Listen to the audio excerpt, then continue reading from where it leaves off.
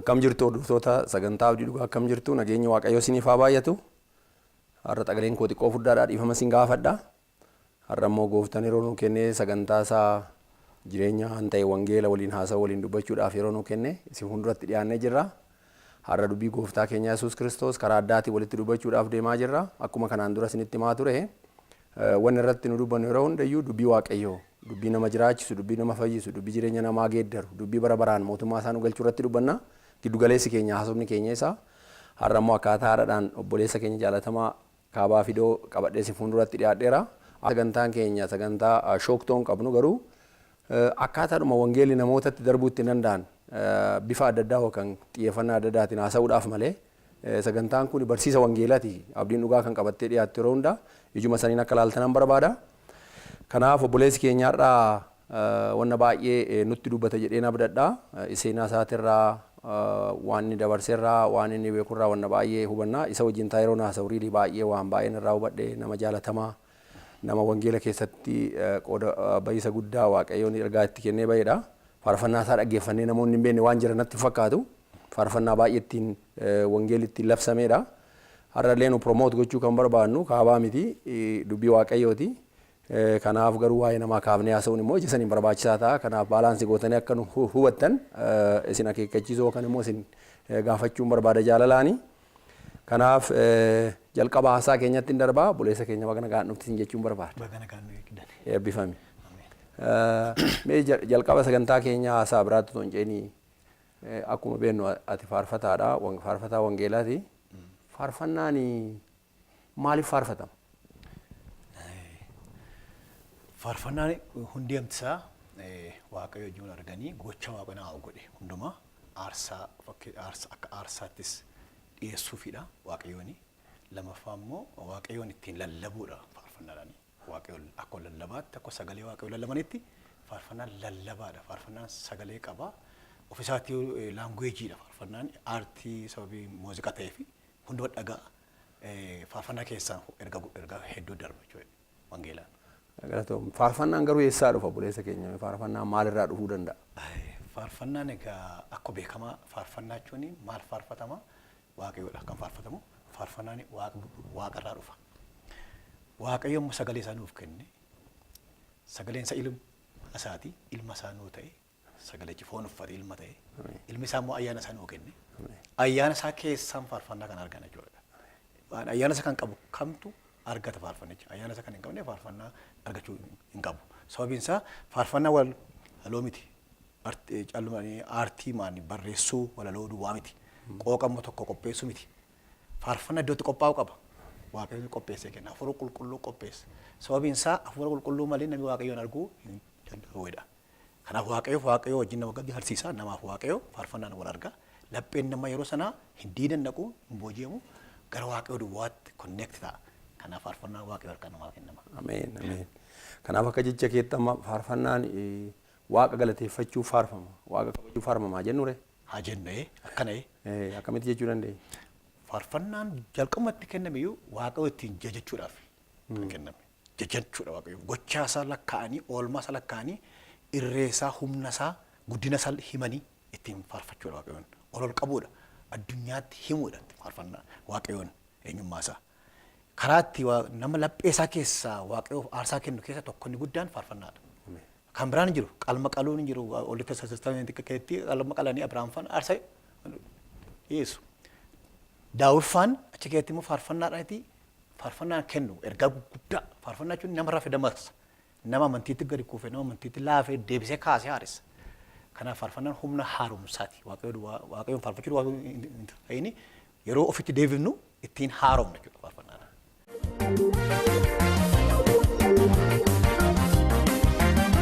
Sagantaa kana hordofaa jirtanii dubbiin amma irratti haasa'uudhaaf deemnu inni guddaan tokko kana waan ta'eef dura aansee obboleessa keenya gaafachuu barbaade. Faarfannaan maaliif faarfatama? Faarfannaan eessaa dhufa? Faarfannaan maaliif faarfatama? Dubbiin kun waa'ee faarfannaa keessatti qabiyyee guddaadha. Kanaaf akka obboleessa keenya irraa dhagaa jirru faarfannaan kan faarfatamuuf Waaqayyo galateeffachuu, Waaqayyo ulfeessuu, Waaqayyo lammaffaan immoo faarfannaa wangeela irraa dhufa dubbii wangeela irraa. Inni sadaffaan immoo akkaataa wangeelatti faarfannu giddu galeessi keenya nama ittiin jabeessuuf, waldaa ittiin jabeessuuf, jireenya kiristaanaa ittiin jabeessuudhaaf akka faarfatamu. Kanaaf obboleessa keenya baay'ee galatoomii. Kanaaf hundee kanarraa kanaa jechuudha haasofni keenya. Bu'uurri haasaa keenya har'a isa wajjin kan haasofnu bu'uurri haasaa keenyaa kanaa mee duubatti deebisee waan tokko si yaadachiisuudhaaf obboleessi keenya Kaabaan akkaataatti guddate, akkaataa jireenyatti jiraate seenaa kee beekna. Kanaan dura bakka adda addaatti dhageenya irraa namoota dhaggeeffataniif firuma deebanii dhaggeeffachuun baay'ee gaariidha. Kanaaf akkaataatti atitti guddatte, akkaataatti wangeelatti dhageesse, akkaataa wangeelan itti fayyite, akkaataa wangeela immoo ittiin jiraatte mee waan tokko nu kaasi.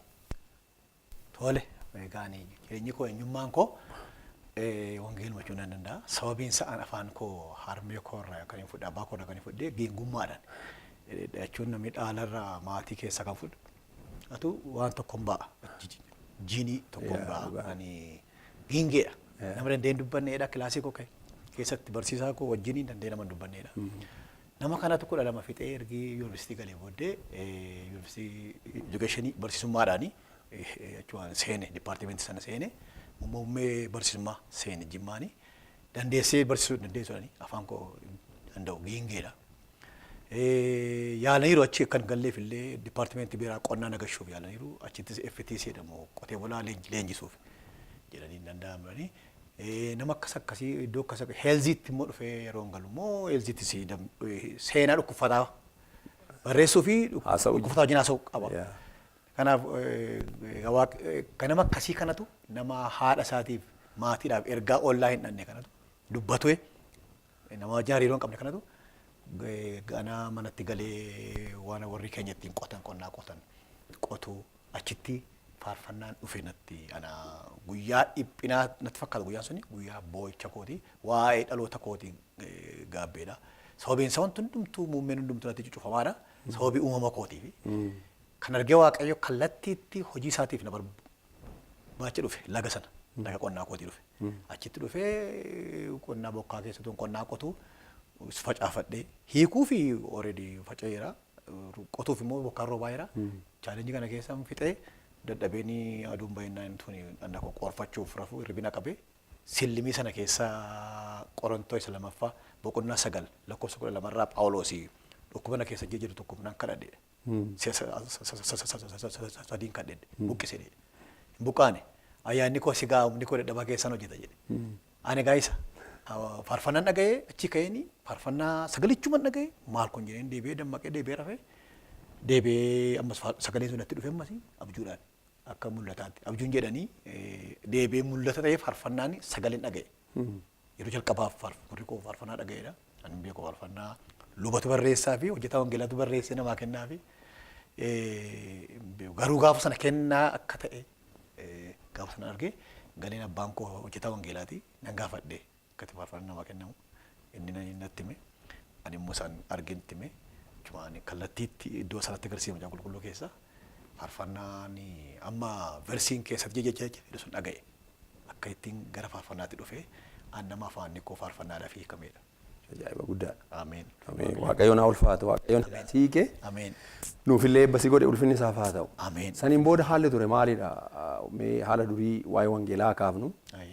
Erga hidhaa hiikamtee dubbii fudhattee as baatee Waaqayyo si waamee. Amshuur waan baay'ee keessa akka dabarte nan abdadhaa. Haalli ati dhuunfaadhaan chaalenjiin yookaan immoo bu'aaceen ati keessa ceccaa dhufte maaliifin kana kaasaa? Agitee seenaa kee barsiisuu barbaadee miti yani. Garuu namoonni irraa baratu. Kiristaan yeroo bu'aacee baay'ee qaba. Ammallee namoonni baay'een bu'aacee baay'ee keessa darbu. Kanaaf fuuldura isaanii akka ilaalan gooftaa akka ilaalan gochuudhaaf nama gargaara. Mataa isaatti wangeela yoo ta'uu baate seenaan nama dhuunfaa raga bahiinsi guddaa yoo ta'uu baate. Kanaaf wanna akka amma nu kaasaa turte wanna ati keessa caa turte chaalenjii si qunnamaa ture waldaa keessatti dhuunfaadhaan waan akkasii wannu kaaftu jira. Jira. Akka namaa ta'e jalqamaa ka'ee 12 fixutti chaalenjii guddaadhaan fite rakkina guddaadhaani soobinsaa yeroo mana barumsaa gaban dhukkufadhaa mana barumsaa keessatti immoo danda'ee dipireesidiidhaan isolated nama adda baay'eedha ijoollee irraa qabachuu hin danda'u ofirraan bu'u afaan koo giingee waan ta'eef gaafa afaan koo hiikamee immoo gara faarfannaatti dhufu immoo maanguddoonni waldaa naannoon kun beeku naan giingee kan ta'e. Kanaaf baay'ee rakkatan. Baay'eetti babaluuf rakkatan. Gurbaan mucaan kun hin jeeqananiiti yoo faarfatoo gidduu dabalame tarii yoo dubbachuu dhabee rakkatee waraca'ee kwaayiriin hin jeeqamuudhaati. Faarfannaa duwwaa barreessi kennii fedhanii as taa'iiti naan jedhan. Kwaayiriin dhufeenya biraa barreeffatu ayyaana kirismasiitti faasikaatti faarfannaa kun faarfatama an taa'ee dhaggeeffadhan ture.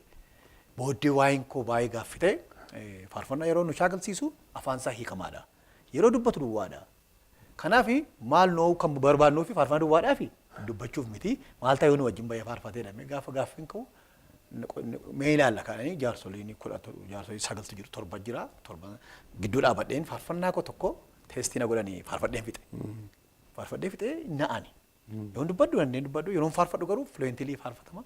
Chumaan naa akka kadhatee tatta'anii faarfannaatti na dabalanii waggaa tokko shaakalee akkanuma koo faarfatu dabaluuf ergasii booddee baane kwaayirii A keessatti achitu faarfannaan keenya baay'ee beekamaa ta'e annanii faarfannaan fuula bu'aa hin deemne kwaayirii wajjin waldootirra.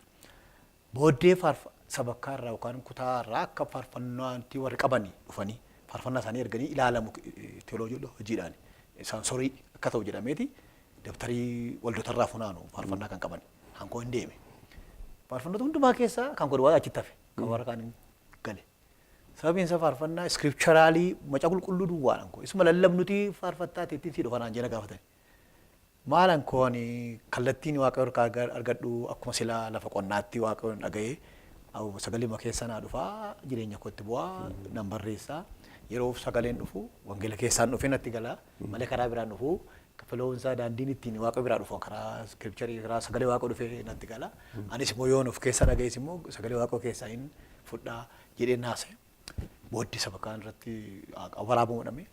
Gaafa waa'een koo haasa'amuu danda'e istuudiyoon galuu afaan isaa giingee jedhame. Baay'een qoramaan ture. Booddee faayinaalii garuu qooqa koo duwwaa ilaalanii waraabanii kaasanii dhaggeeffatanii qooqa isaa doongoran qabatanii akka meeloodii wajjin meeshaa wajjin akka hin deemu duwwaa na shaakalsiisanii waraabamee fixee tokkoffaan suni gabaarra oolee isaamatu oshate baay'ee ergasii booddee sababiin yeroon bahee dubbachuu hin danda'u. Yeroon bahee faarfadhuuni akka ittiin nagaa namatu naa gaafata. Bahanii na bira dhaabatanii inni dubbachuu hin danda'u faarfachuu malee nagaa isinii eessaa attam jedhaa jedhanii haasa'u. Amma jiru dhaggeeffatu maal akkamittiin jedhamu. Haa dubbatu malee dhaggeeffanna malee yeroo dubbadhu yoo lafa dhiitaa oofanii dandee harka nuunota dandeen dubbadhu dhiphatu mootiin gaddu akkasii booddee faarfannaa isaa duwwaa faarfatu yoo faarfadhu immoo waan addaati addunyaa addaa keessa inni kallattii addaati inni vertikaalii waaqaraa dhufa yoo faarfadhu yeroo dubbadhu garuu sun taalii anatu haasaa kana dadhabaa kan ta'e mul'isa. Inni faarfadhu immoo humna qabeessa akka ta'e waaqarraa akka dhufe mul'isa. Kanaaf identifikeeshinii qabachaan waa lama na keessa kabaatii fi kabaasa haaraa fi kabaasa durii keessa jira. Akkana chaalenjii kanaanii baay'ee waa seenaa guddaadha waaqayyoon haa ulfaatu. Ameen. Waan mee waa'ee durii keessaa wanni silaa baay'ee barbaachisaa ta'e jedhee ani yaadu tokko waldaan isin keessatti gooftaa argattanii wangeela ittiin barattan waldaa makaana yesuus natti fakkaata. Waa'ee waldaalee dubbachuudhaaf miti exactly garuu akkaataa wangeelatti dhageessan barumsa bu'uuraa barattan abbootiin akkatti isin barsiisan sanii booda faarfannaan atiin akka jabaachaa kan dhufe akkaataa natti himaa jirtutti waan baratte irraa wangeela fuutee itti faarfachaa turte. Kanaaf barumsa dura aanee jechuudha. Haalli yeroo san ture akkaataa namoota itti barsiisan waldaa keessatti maal fakkaata ture?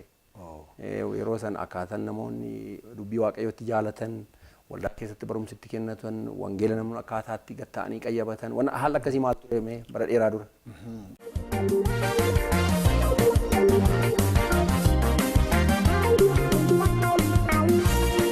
Cimaadha. Sagalee waldaan keenya keessaa amma hosii ayin dhiqifadhu kan isaanii absifadhu waldaan keenya kuni scripture basedidha.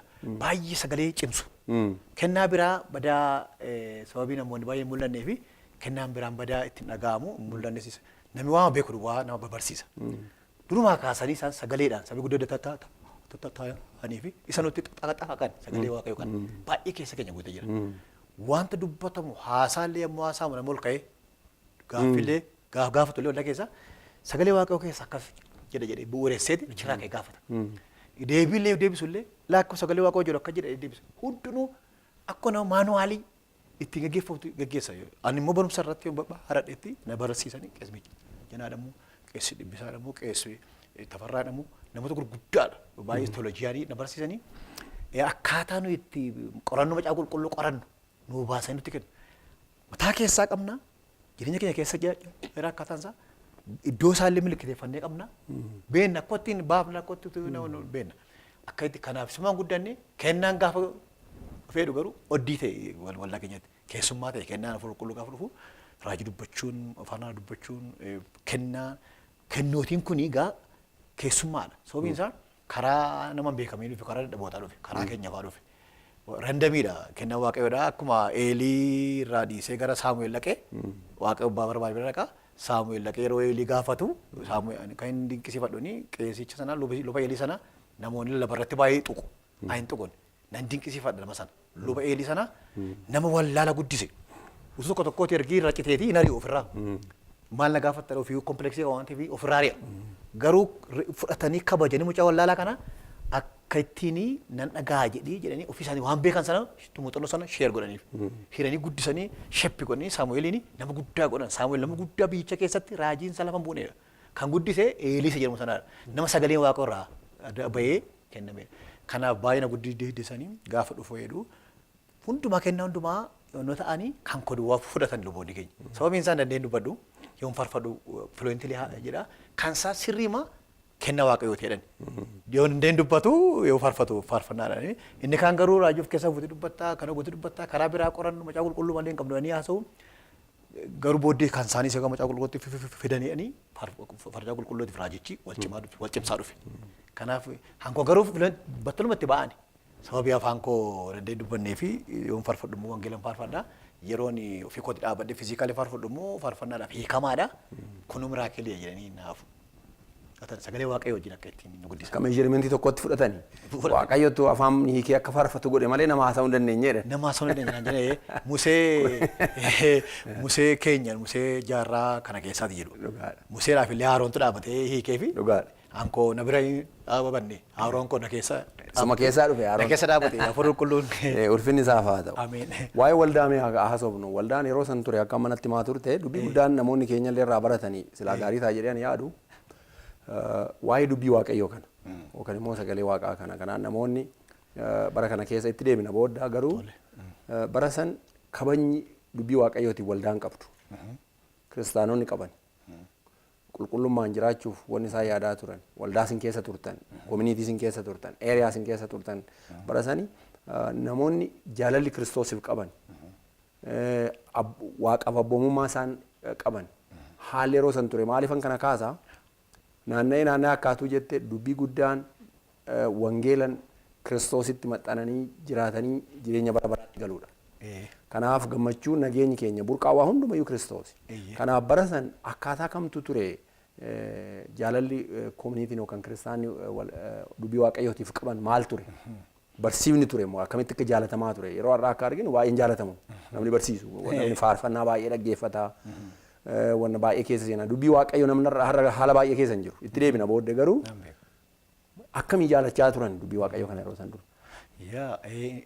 Akkuma amma dubbataa oolee waldaan keenya amma kan naannoo Aayiraati. Aayiraadhama Sirjoosii hospitaala biraati. Aayiraa waldaan kun Maaseenoo ishee baadiyyaa jedhamti. Hundumtuu waldaa magaalaa ta'ee fi baadiyyaa tokkuma jaalalli isaa waliif qaban jaalalli isaa wangeelaaf qaban. Kallattii matti gurri keenya banamee waldaan banamee gaafa dhamu namni sagaleedhaaf jalqaba iddoo kennaa sagaleedha. Namni lallabu suni baay'ee jaallatamaadha. Simatamee dhufa. Tokko warra shaantaa isaa baatamee maal baatamee dhufa guddaa harka jira. Lallabee gaafi xollee fudhatanii garuu hundumtuu keessummoonni amantoonni fudhannee gallaanii jedhu garuu namni adda bahee isaanii fi keessumsiisu iddoon qophaa'ee jira malee amantoonni guutummaan fudhatanii garuu jaallatu. Sababiin isaa misiraachoo hima. Dubbii dhoksaa fagoo kana hiika. Namni baay'ee iddoo kenna. Utuu macaa qulqulluun lallabamaa jiru seexanni iyya. Achi seexanni asii iyya. Dhukkufataan namni dafqisiisee maal jedhee akkuma itti kufee deebi'ee fayya. Nan beeka. Sagalee waaqayyoo kana namni hin ilaalcha utuu lallabamaa jiru. Raajiin dubbatamaa jiru akkasiin jedhamu qabu. Sagalee amma baay'ee iddoo kennama. Kanaaf namootumti jiran yeroo sana baay'ee maachurdiidha sagalee waaqayyootti. Amantootumti keenya illee isaa irraan kan ka'e sagalee waaqayyootti maachurdii hunduma qabama caaba. Fudhatee galaa fudhatee dhufa akka ittiin baatanii dhufu taa'u harmootii illee qabu abbootiin qabu fudhatee taa'u yeroo achi banatu asiis banata baay'ee hariiroon isaa walii wajjin qaban tokkummaa macaa qulqulluu wajjin qaban jaalalli isaa walii amantoota walii wajjin qaban adda. Malee maaliif yoo sana gaa optioniin biraan turre namni kan biraan kennaa akkuma sila dubbataa oole kennaa faarfannaatu jijjiirama kennaan kan biraan kun hin turre. Namni gaazexaa tokkotti duufee duukaa bu'ee kan biraa dhiisuu hin jiru. Tokkichumatti nam'ee jira. Ammayyuu amallee waldaa keenya ammayyuu ammarraatti yoo akkas sabii isaatti guddata waan ta'eef. Ameen. Waan bareedaadha. Dubbii guddaan namoonni akkaataa dur keessa ture yaadachuun barbaachisaa kan ta'u akkaatuu jettee dubbii waaqayyootiin akkamitti dhalanna maaliif isaan dhalannaa isaan jiraannaa isaan mootummaa waaqaa gal. Waa hundumtu naanna'ee dhoksaan jiru dubbii waaqayyoo keessa. Namoonni akka kana baratani kan barbaadu warri dhageeffataniif isiniif illee baay'ee gaarii kan ta'u jedhee ani yaadu akkuma amma obboleessi keenya dubbachaa jiru waa hundumtu ija wangeelatiin olaalame malee ija dubbii waaqayyootiin olaalame malee waan faallaa deemuu danda'a akka ta'e hubachuun baay'ee gaariidha. Hafuurri qulqulluu nama barsiisa. Waa'ee durii keessaa waa'ee kee kaafneerra faarfannoonni akka biyyaatti mee haa kaafnu. Nu amma namoota kaan ol qabnee kaan qabuudhaaf yaada hin qabnu. Garuu dur faarfannaan akkuma biyyaatti akkuma naannoo ati turte ala biyya keessatti haalli ture. Meeshaa muuziqaan turre akkana of yaadadhutti waan adda addaan turre waldaa baay'ee keessa baadiyyaa keessa magaala keessa maal yaadattame akkuma waliigalaatti waa'ee faarfannaa durii. Egaa akkuma ammaasee namni sagalichuma irratti sammuunsa yaanisaa qabameera. Sagalee faarfannaas sagalee faarfanchaa keessa gayyaa'u. Malee waa'ee meeshaa maalu badaa hin jirus opshiniin kanaan jiru. Dibbee jira. Darbee immoo akkoordoonii jira. Osoo waldaa muraasa qaba. Inni faga gaafa ayyaana wangeelaa, ayyaana okeejinaalee, ayyaana makarii, ayyaana maalii jedhamu akkuma macaa qulqulluu ayyaana gordommaa, ayyaana maalu jedhamu qabanii nuus qabna kontekstuwaalii. Namni wal argee jira waggaatti. Annual conference jira waggaatti si'a lama jira. Gaafa sadii waa dhufte akkoordoonii. Waa wanta akkasii gitaarri kun kanaachi kiraaruma jira. Dibbee dhagaa jira. Dibbee karuu kunnee faarfannaa. Namni waa'ee isaa waa'ee meeshaa hin jirre jiru. Sagalicha sana yeroo namni sagalee irraa faarfatu wangeela kaaraa jennee guddaa na yaadadha dudduriidha. Isa qabaa humna akka abiddaa dhoksaa diinaa gadi yaase qoree kan ilaalu gooftaa keenya Yesuusi maqaansaa caalu jedhe dibbee barkutamaa kun garuu hundumtuu dafqee seexanni iyyee maal jee faarfatama balaa meeshaan hin jiru jira. Kan namni lapheensaatti qabamee ofii isaatii akka aartiitti gargaaramu dibbeedha. Kan inni immoo itti ka'ee miirri isaa itti ka'ee utaalu immoo sagalicha isa laphee isa tuqu sanatu keessaa itti bu'a malee meeshaan wanta isa fuudhee sokkee deebisuu hin qabu jechuudha. Baay'ee waan bareedaadha. Maaliif dubbii waaqayyootiin yeroo deemu dubbiin dhumni isaallee bareedaa ta'a. Haalli rakkoo ammaarraa arginu kanarraa akka dhufe hubachuu hin dandeenya. Mee faarfannaa meeqadha kaaban an qabu jennee kanatti adeemnu mee maaliif dubbii kana kakaasaa deemuun keenya baay'ee barbaachisaadha. Dhaggeeffattoota keenya akkuma dhaggeeffachaa argaa jirtanii akkuma dura isinitti meenuu waa'ee namaa promoot gochuu miti sagantaan keenya garuu obboleessi keenya kuni faarfannoo baay'ee akka faarfate seenaa isaarraa dhaga'een jira. Barumsa baay'ee illee akka barate xiyyeeffannaa adda addaatiin aga maasters digirii barumsa biraatiin akka barachaa jiru quban qaba. Garuu namni kuni isa waa'ee isaa dubbachuudhaaf osoo hin ta'in faarfannaa meeqa faarfatte yeroo jennu namoonni akka bitan, namoonni akka dhaggeeffatan, namoonni akka ittiin fayyan, namoonni akka ittiin gammadan faarfannaa isaa bara baay'ee dhaggeeffadheera dhuunfaa koottani. Otoo isaanillee dhuunfaadhaan waliin beekin jechuu kooti. Kanaaf faarfannaa meeqatu bahee gabaarra jira, faarfannaa meeqatu kanaa qophaa'aa jira, haalli BCD meeqa jira akkamii? Faarfannoonni keenya egaa faarfannaa baay'ee jira. Faarfannaa dhiyooti kan YouTube irra jirani. CD dhiyoo dhufe. Kan keenya warra duriiti. Kaaseetaati. Kaaseetii teeppii keessa gadi kaa'anii. Kanaaf lakkoofsa tokko lama sadii afur shan ja'a jira. Ja'affaatu jira amma. Shanaffaadha inni immoo YouTube irra jirani. Malee arfaffaan, sadaffaan, lammaffaan, tokkoffaan badaa jiraachuu dhiisuu danda'u. Garuu dhiyoona namni tokko biyyaan baatee kaaseetota kana horii guuree horii deemeera. Yaqee meeshaa jira kan jijjiiru. Jijjiiranii YouTube irra kaa'amee dhaggeeffatan jedhamee kaa'ameera tarii argachuu danda'u. Volume ja'a jira kan hin qabu. Volume jaachuun kudha lama yoo kunne baay'eedha. Egaa kun wanta waraabameedha. Malee kan waraabamiin dabtarii korra jijjiiranii dabtarii afur shantu jira fixee dabtarii fixee kan dabtarii haaraa darbu. Gara faarfannaa 3,000 ol yookaan 2,000 tu ta'a. Yooni beeku lakkoofsa beeku. Sababiin isaa gochaa waaqayyo kenna waaqon lakkaa'amu. Faarfachuuma barreessuuma malee. Kana keessa jiru kan hin faarfadhu immoo isa ergaan waaqayyo keessa kaa'e kallattiitti saba kanaaf faarfadha malee. faarfannaa kana jedhee seetti lakkaa'uu hin danda'u baay'ee. Kanaaf faarfannoonni koo faarfannaa baay'eedha. Atilis gara kuma keessaa kuma wayii keessaati. Kanaadha jechuudha faarfannaan koo. Waaqayyoon haa ulfaatu. Kanaaf YouTube irra jira namoonni dhaggeeffachuu danda'u. Kaaseeta isaa CD isaa namni karaa seeraatiin qabachuu bitachuu barbaadan nu qunnamuu danda'u. Kanaaf dubbii guddaan maali? Wangeela akka dhaga'u namoonni wangeelan akka fayyan jajjabeessuudha. Mee osoo irra darbii waan lamaan sadeen tokko sii kaasuu kanan barbaadu faarfannaa kee keessaa yeroo dhaggeeffadhu waan irraanfachuudhaaf hin dandeenye ulee Musee galana raasee kutee kan jedhu jira. Baay'ee faarfannaa wangeela onnee koontinaa godhu. Mee waa'ee kana maaliif akka itti faarfatte? Maali ergaan isaa? Egaa yeroon sun yeroo rakkoodha. Yeroon faarfadhu suni waa'ee Musee kan hin faarfadhu. Ofii koo irrattani. Ani chaalenjii jireenyi koo jalqabumaa ka'e dhalootumaa ka'e uumamumaan egaa geengeedhaan jedha. Barumsuma haayiskuulii fixuun akka kolleejjii yuunivarsiitii fixeetteen. Elementirii fixee haayiskuulii darbuun koo akka yuunivarsiitii fixeeti. Sababiin isaa baay'ee nan dhukkubaa nafaa keessa. Deebi'ee gaafan tajaajilatti galu immoo tajaajilli immoo lola guddaa. Gaafan tajaajila ba'ee ka'ee hammee qofaa dhukkubfata. Yookaan bolaa koo dhukkubfata. Akkan deebi'uuf lola. Lolli kun gaarummaadhaaf faarfannaa burqisiisa. Namni isa baay'ee waa'ee diinaa isaa diinni jiraachuu mala. Diinni hamaa isa keessaati. Isa hawwii kajeellaa ejjina tokko inni diina siree. Inni alaa garuu ufuu diina miti inni diishiidhan inni eebba harkisan. Sababiin isaa gaafani inni amma maatii fa'aa dhukkubfatanii maal dhukkufatee tajaajila irratti lolli natti ka'ee iddoo garaagaraatti ka'u diina isa alaatiin. Inni kan jabaadhu godhani. Kan nama laaffisa keessaati. Gaafa faarfannaan lolli natti dhufanii machaa qulqulluutan fiiga. Nan kadhadha.